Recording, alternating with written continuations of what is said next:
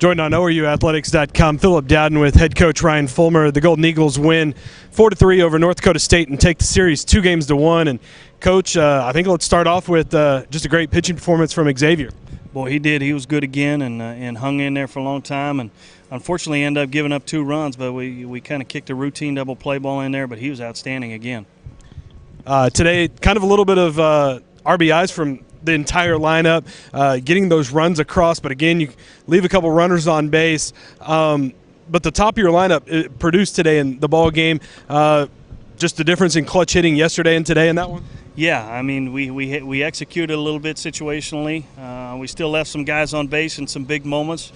You know, there's just a lot of little things that we need to shore up. We need to play a lot better. We need to play a lot cleaner. We didn't handle the ball real well defensively today either. So a long way from being a finished product, and we just need to continue to work on some fundamental things. First, back in the Summit League, in the first Summit League series, you take 2-1. How does that help your confidence going forward? Well, I think each day is a new day, so I don't know that carries over a whole lot.